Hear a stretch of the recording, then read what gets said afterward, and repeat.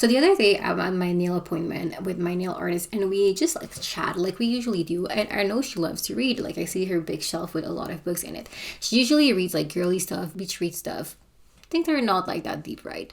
And she recommends to me A Crown of Thorns and Roses. I know about this book because I know it's SMUT. Like, I've been on that side of TikTok. That side is not that even obscure. It's like basically book talk, right? And I've seen people ask like, is this book spicy or not? If you don't know what spice means in this context, no, I'm not talking about actual like spice that you eat. Spice refers to a level of sexual content, tension, or explicit scenes acting as a heat rating for romance or erotica. Spicy books are basically a form of SMUT, like erotic literature, if you prefer that name. In the year 2025-2026 of our Lord, it seems like everybody is reading SMUT.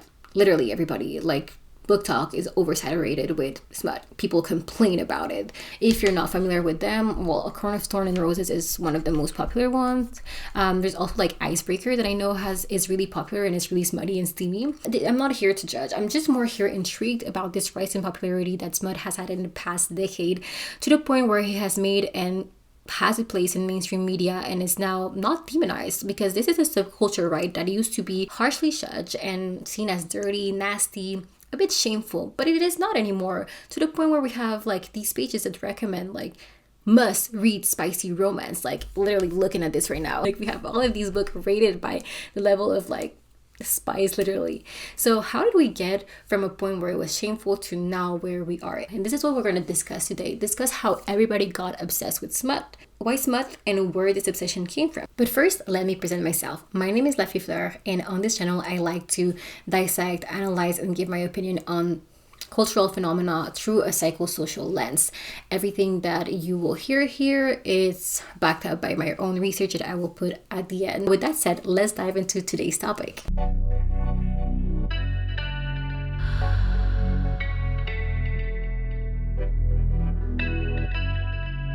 SMUT is a subgenre of erotic literature, and I say this, I know a lot of people use SMUT to describe erotic literature, but bear with me and I'll explain to you why it's different for me. The word SMUT itself comes from the German word which translates to schmutzen. I'm sorry if I'm butchering that word. It's a term that was coined in late Middle English and means defile, corrupt, or make obscene.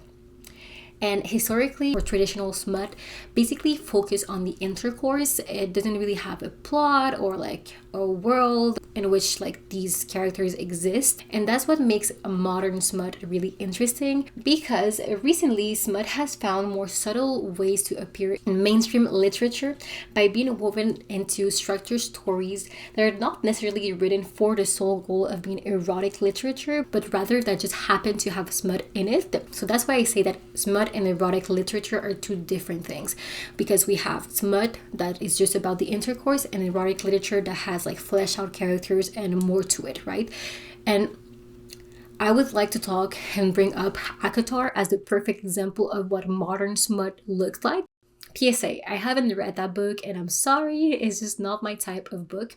And it's not because of the SMUT. I can really enjoy a good SMUT story. It's more the whole fantasy thing that I just can't really get into, like fairies, werewolf, not my thing. And I'm sorry, but I read the summary. So let me explain what ACOTAR is about. The first book. It's a young human woman that lives in this world where there are fairies. It's like a common thing, but humans don't really interact with them because there's been conflict and tension. And she happens to kill this fairy without knowing, and as a consequence another fairy comes and gets her, and that fairy gives her the choice of either being killed or to leave with him to his world. So our main character decides to go, and she's basically coerced into like going into this other realm, and throughout the book she is trying to escape to come back into the human world. As this is happening, she ends up developing a relationship with this other character, so her kidnapper, basically a little bit of a Stockholm syndrome here in my opinion, and they have intercourse, and that's where the SMUT happens. This book technically would be called erotic literature, but people say that it's SMUT. That's how we use the word SMUT now. It's to describe erotic literature, even though it's not the same thing. Let's further look at ACOTAR. If you look at the hardcover, it really does not give away that there's smut in it. And that is what is interesting about modern smut as well, is that the hardcover doesn't really give away the story in it. You have to be in these communities to be able to know that these books will have smut in it.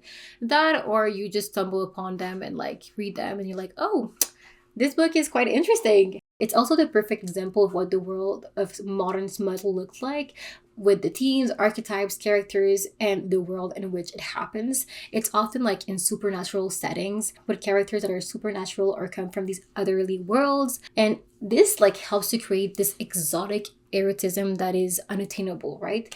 Which is not entirely new in this genre. It's hard to pinpoint what is erotica and what is not, because what is arousing is subjective. And we can clearly observe this when you browse on websites like Reddit.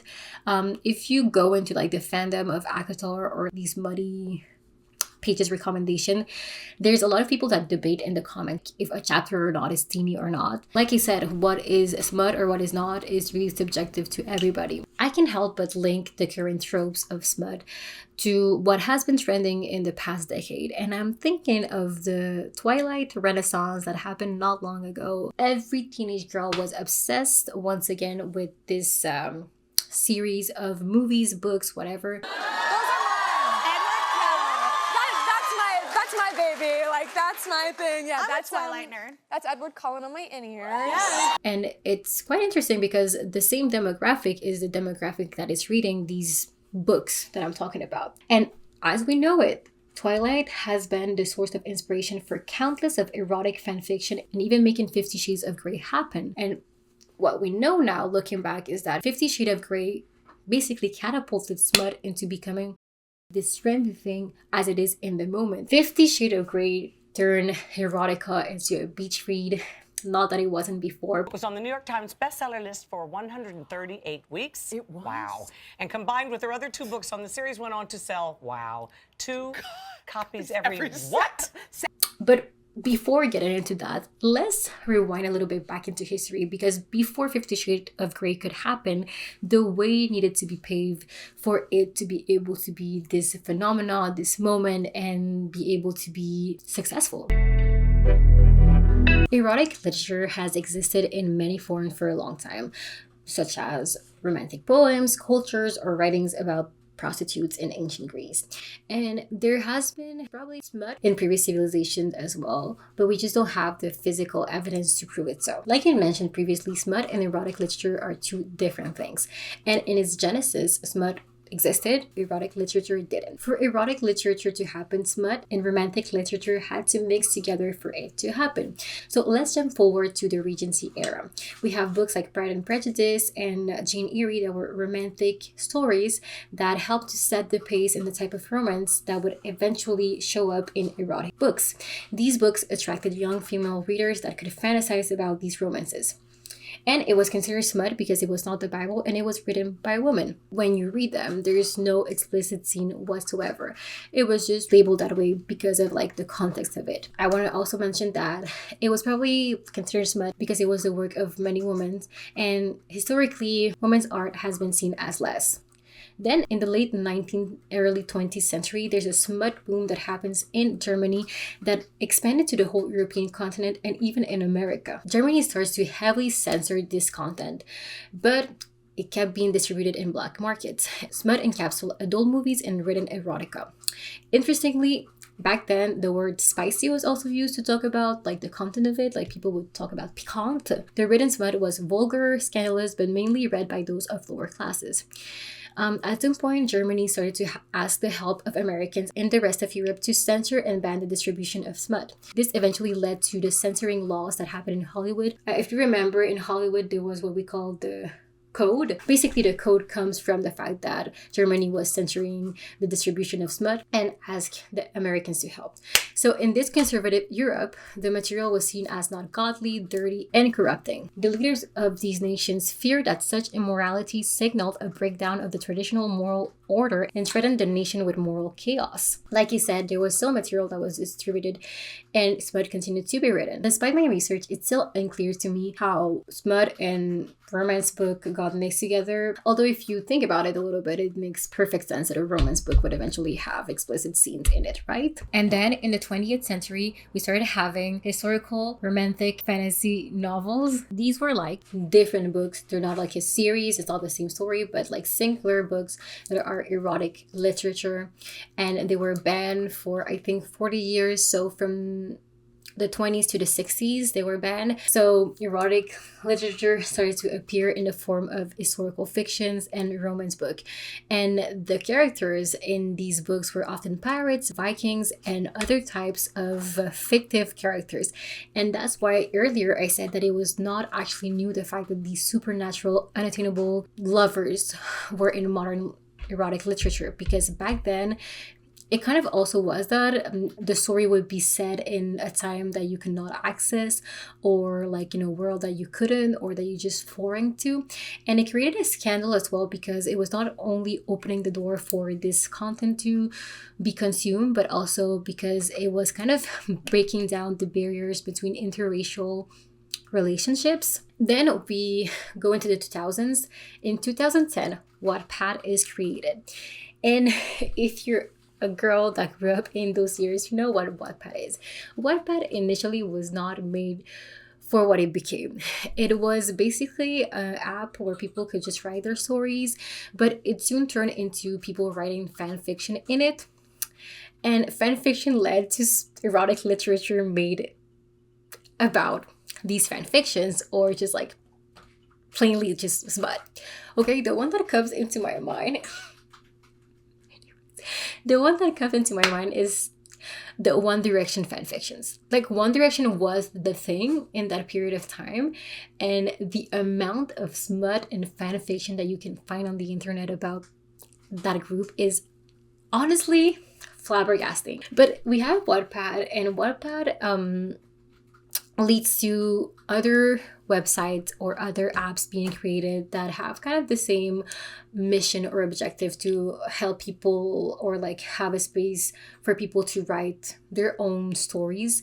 I think about Tumblr as well. That was a big app for marginalized communities to find a safe space. There was a lot of erotica in Tumblr, and not just that. And then it got shut down and the app died for a reason, because it was a safe space for this erotic world to exist, and then it got shut down. Anyways, I'm digressing. What I mean to say is that Wattpad really made fan fiction and really made smut more accessible to people, because more people were having access to the internet in their houses. Then we have 50 Shades of Grey that appears in the middle of the 2010s. Christian. It's been nice knowing me. How many people were scared? Me too. Well, 50 Shades of Grey was written in 2011, or published, because it was written, it started like a fan fiction, right? So it took quite a few years for it to become this fully fleshed book. It started as a Twilight fan fiction that was very steamy. Stephanie Meyer said that. Good for, I think it's E.L. James that wrote that book. Then the movie was released in 2015, if I'm not wrong. And we had many iterations because of 50 Shades of Grey. So 50 Shades of Grey was like this phenomenon, this moment in time where smut became mainstream. It was not only things that you read in your house that you didn't tell anybody about. It was in cinema. It was a movie, and it was so successful that it had 3 movies. Divergent didn't even make it to the end of its franchise. So there was a lot of criticism, but it was very successful. And it was the first time that we can see that there's this shame and this perspective that people had on smut change. And I think it's very interesting to look at the context as to why it happened. If 50 Shades of Grey would have come out in the 80s, it wouldn't have landed the way that it did in the 2010s. And that's because 50 Shades of Grey came out in a moment of prosperity for the feminist movement, also known as the fourth wave. The 2010s were a big one for the white feminist. And I say white feminist, but when I read about it, apparently we were talking about intersectionality in those years as well. So technically it's not just for the white feminists, but I was alive in that time, and honestly, I just felt like it was a lot about a white woman. Whatever happened, it was a gain for the whole community. So feminists were able to gain traction and move forward in different aspects. I remember growing up and being a teenager in this time, and it was actually like, I really liked it because you could feel that things were moving. You have body positivity that was happening. In that moment, we were also talking a lot about like pay gap. It was more about like the details. Like, yes, we had gained a lot of like rights with the first, second, and third wave of feminism. Yes, we have the sexual liberation that happened in the previous wave. But now we were talking about, yes, we have all of that. But look at the system, how it's still affecting us and how it's still in the details and these things that we think are not important are making us be still oppressed. As well, in that decade, a lot of what was previously criticized for being too feminine or girly was finally encouraged to be celebrated and just be like accepted as a woman. And we're still not where I think the fourth wave was trying to get at. I think there's still work to do, but that's another topic for another time. 2017 was, I think, the most important year for this fourth wave because the Me Too movement becomes popular.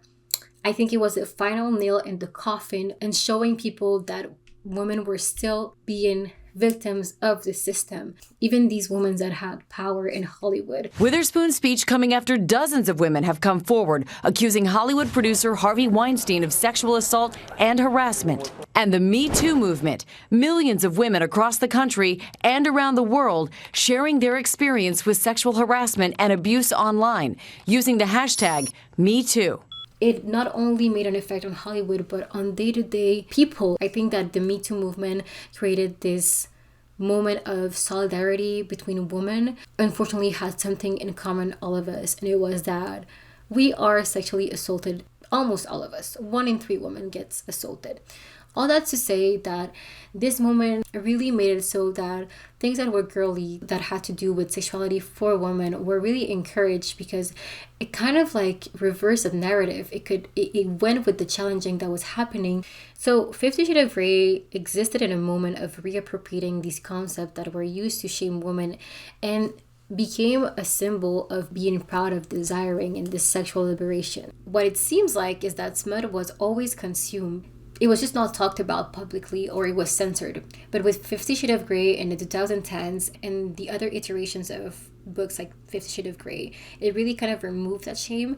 And now we can have book talk filled with recommendation of spiciness of book. The last thing that helped people consume more smut is the access to the internet. Like I said before, because of technological advances, we have this climate where more and more individuals are consuming erotic content. And when I say erotic content, I'm talking about also like adult movies, every aspect of it. It's accessible on your phone. You can write smut if you want to and post it.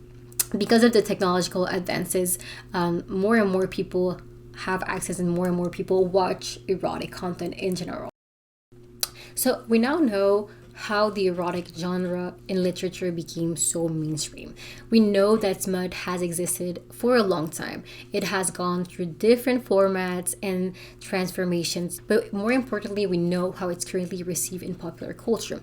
As we browse through this content, we might get the impression that smut is better than adult movies, that the fact that it's primarily made by a woman for women has a feminist component involved. And despite this being somewhat true, it is a bit more complex than it just being great because women can have a space for their desires to be explored. Let's get into that.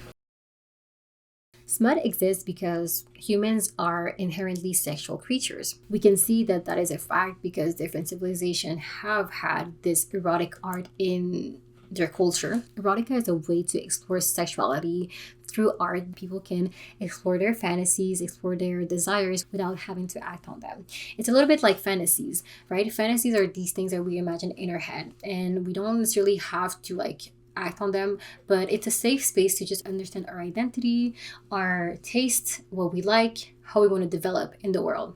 The first thing that I want to develop on is smut as art. So we know that smut is not seen as art because of the obscene content that it involves. And yes, I agree that initially the way that smut was made was very vulgar, and the whole goal was like to have an adult movie on paper. But then when we get to erotic literature, I think that things change. The fact is that romantic novels that have smut in it are not considered or are not seen as artistic or legitimate literature. And the thing is that most romantic novels are written by women for women. In general, erotic art is hardly seen as an art, but when it's women that make it, it's even harder to be legitimate and to be seen as such. My example for this is blue is the warmest color.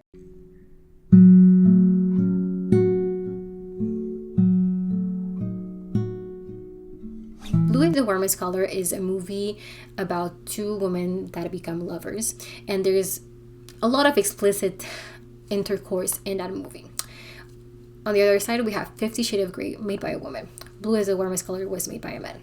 So we have on the other side 50 Shades of Grey, written by a woman, then produced, also a lot of explicit content in the movie.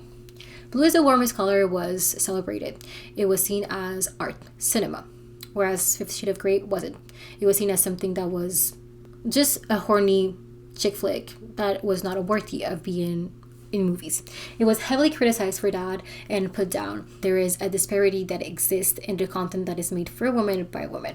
Throughout time, erotica created by women was seen as emasculating and weak, and even womanish poetry was considered dangerous because it would weaken nations.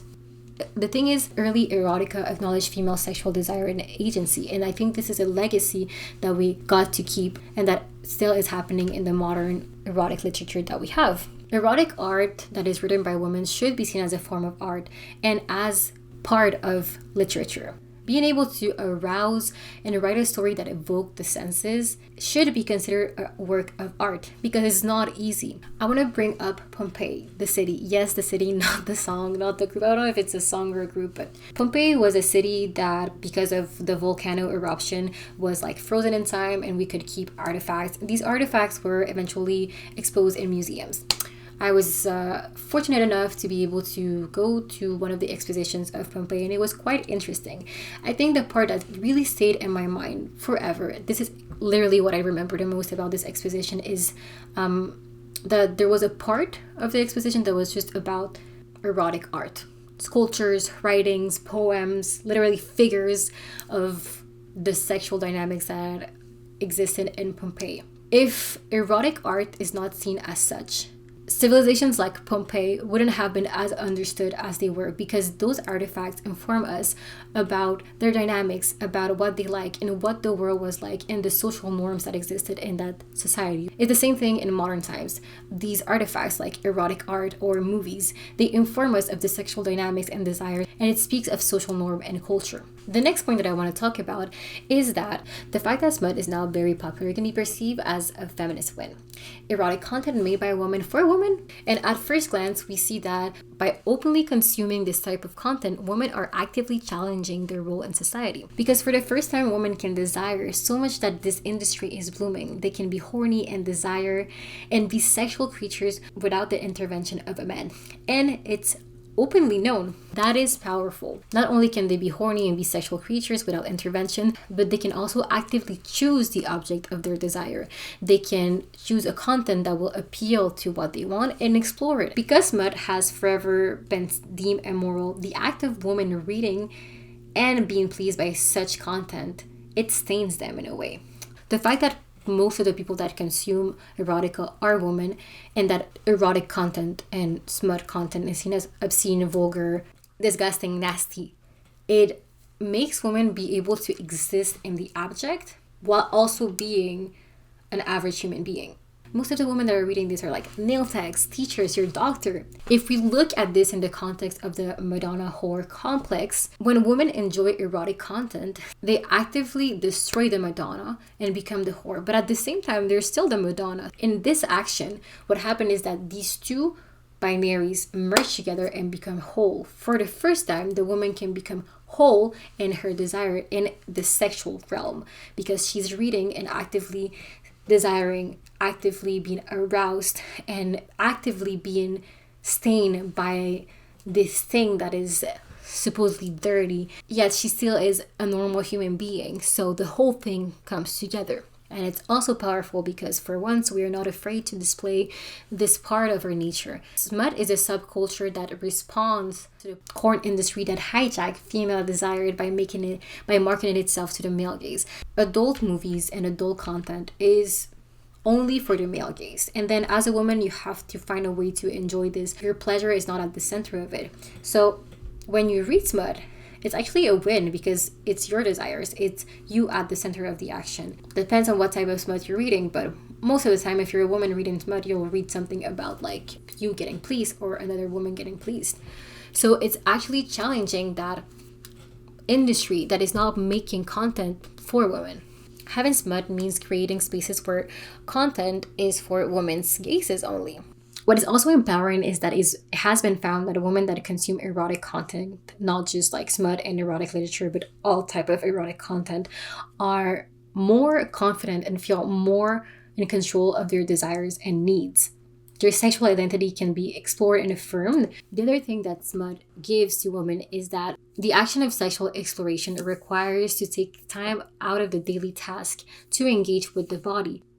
Women are actually not doing their task or their role to be able to explore their body. All of these positives exist, and it's great that we have all of this empowering part of this content that we have so much access now and is so popular. Nevertheless, smut still exists under a patriarchal system that demonizes female erotica and sexual exploration. There's still a shame that is associated with consuming erotic literature. If we remember, I said that the covers of these books are often like very subtle and do not give away what the content of the book is actually. That in itself is a way of like keeping this quiet and saying that there's still a shame involved because you're not being able to show outwardly and publicly that you're reading this thing. Like if you can only know that this book has this type of content if you're in these communities, right? Well, I agree that some things should be kept private, like if you're aroused or not in public. The fact that we have shied away from showing at least like these two people kissing in the front page and like having a little bit of like the suggestive embrace to now not even knowing what the book is about. I think that it's interesting to see how we move from having something that was very much more explicit to now like being so private and so covered up and subtle. So in the realm of art, the way that content is made and consumed informs us of the dynamics and psyche of the individual or the people that are consuming it. If we look into reading smut, when you read the action itself, it's very passive. You're basically sitting down quiet and reading this thing. You're not moving your body except if you're like touching yourself. It's quiet and it's slow. That in itself is very passive. But also the story themselves often put a woman in passive roles where they are overpowered, captured, and under a man's protection. And in that context, they are attracted to these men and they desire these men, even though they're in a patriarchal system nevertheless. So how can we say that's empowering? You're not really looking at sexual desires outside of what has been taught in this society. I haven't read erotic books, but I have read enough smut to say that the scripts that are used or the tropes that are used are the ones that are used also in mainstream adult content. We say because it's a woman that writes it, then it must be what women want, forgetting that women can desire what they are used to seeing. As any other type of media, there's good stuff and bad stuff that comes out of it. It's really up to us to choose what we want to read and how we want to see it, obviously. If we want to read smut for the amusement and to explore our own identities and our desires, that's fair enough. And I think that's a good thing as well, because as we can see, it has its benefits and it can really help us be empowered as women. I think that overall content like smut, ACOTAR, 50 Shades of Grey, the fact that we can consume it and the fact that it's not as shameful or demonized for women to be able to do so, I think it's a positive that comes out of this complex issue. I also think that it's important, and the thing that I want to highlight the most is that women's artwork should be seen as art and not just as something that is filthy, dirty, and not a word of being read. And for that, I would say that I think we should continue advancing in this smut literature, but maybe doing changes in it, trying to explore different things about the scripts that we have been taught and move aside or find new paths in which the scripts can be changed, or tropes that can empower women in their desires, tropes that can be really put a woman into these complex situations where desire is not as simple as I'm kidnapped and I just like am infatuated with this person. So I really hope that we can continue exploring this art so we can make it more complex, more accurate, and also just be able to study more female desire, because unfortunately enough, it hasn't been studied enough even in psychology or in the medical field. Thank you for watching this video. I hope you enjoyed it. I hope it informed you of something or just made you think about something. I just want to say that at the end of the day, I don't want to shame anybody that reads erotica. I think that it can be something that is enjoyable. I have myself read SMUT. I think my message at the end is just to question when we read these things and when we explore our desires, to be able to see under what type of system they exist. And I know some people are gonna be like, are you thinking too deep about this? But I'm actually not. I think that everything exists in this context, in the society that we exist, and it's important to see if what we desire is actually what we want. But if it is, why not push the boundaries as well? It's important to just be able to explore, like we have one life, so why not explore everything that it has in it, right? Not murder, not crime. Please stay safe, not go to prison. But anyways, thank you for watching my video. I hope you subscribe, leave a comment down below if you agree, disagree, or you just want to recommend to other people spicy books, or if you have any opinions about what I just said and explained. Always feel free to add. No hate comment, please. It's not nice and I don't want them. That said, I hope to see you soon.